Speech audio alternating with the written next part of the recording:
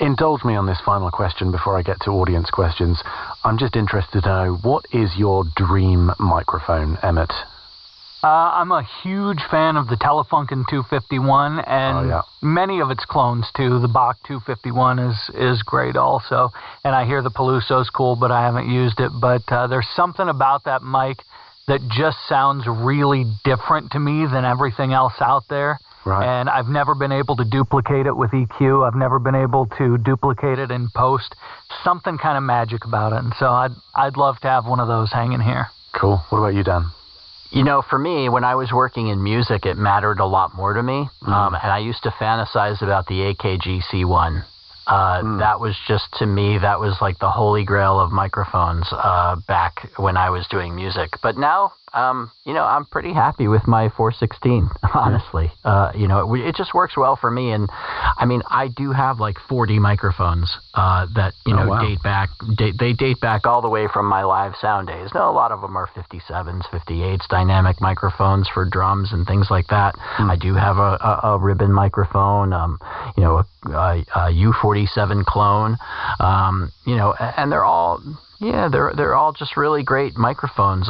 But I don't fantasize about microphones so much anymore. I think if I still worked in music, I would probably, or if I were doing a lot more music, I would probably be much more tuned into, oh, what do I want next, and that sort of thing. But it's, you know, it's much harder to get excited about all those different tones when I know I've got something that really works well for me now.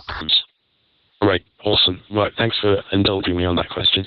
All right, so now we're going to get some questions from the audience, and the first one is from Pat Collins, who asks, what mics work best for certain genres of VO? So that's an interesting can of worms question. Who wants to attack that one?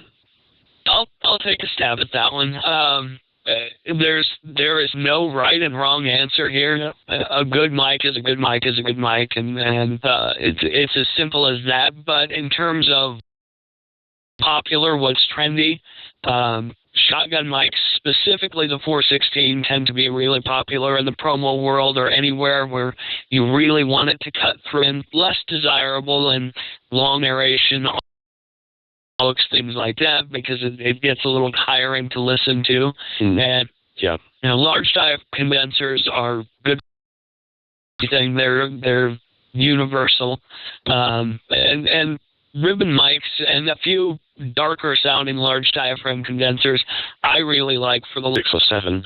That makes perfect sense.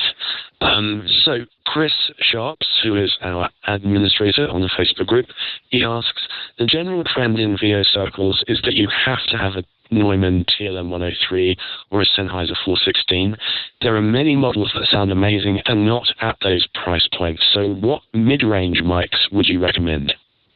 I mentioned earlier the MK4. I think it sounds great. Yeah. I don't know exactly what mid-range means, but I'm a big fan of the Mojave Audio MA201. How much is that? That's about 700 or so. Okay. Yeah. That's probably up to mid-range. Probably.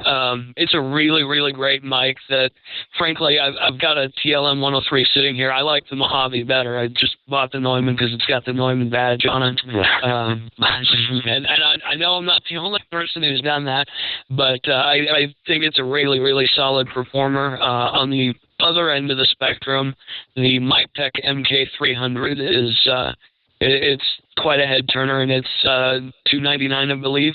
Oh, wow. Yeah, cool. Yeah, it's just a terrible logo. I can't argue that. Yeah, I do like the Sennheiser MK4 a lot. I've compared it right up against a 416 and a TLM 103, and you know it's very similarly voiced to those. It's certainly a little bit more open sounding than the 416, for instance. I think that I haven't heard a newer model one, but the Studio Projects C1. It's a little bright on some people and in some situations, but I've heard it sound really good in certain environments, you know, in really well-treated environments. So that was just another one that kind of pops to the top of my head that I like a lot. Yeah, and I'm just going to throw in the Aston Origin. I've been using it recently, and I really like it. It doesn't have a huge low-end response, but I just love the clarity that it brings, and feel like a tank. So I think, I can't remember how much they are, 350-ish, something like that. Looks like a tank too. Yeah, it does. It's not the prettiest mic in the world, but I really like it. Let's see.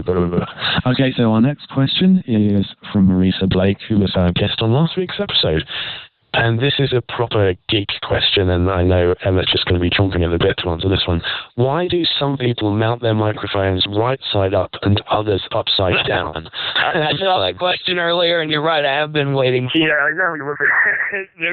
There are three good reasons for your mic to be upside down. One of them doesn't really apply anymore, but it's sort of where this trend started. Tube mics, with that tube getting hot, when you would orient them with the diaphragm on top, the heat would rise, and the tube heat would, over time, sort of cook that diaphragm, in theory. I don't know if it was practical. I've never had it happen, but that's what I've heard, and that was the thinking with flipping it upside down.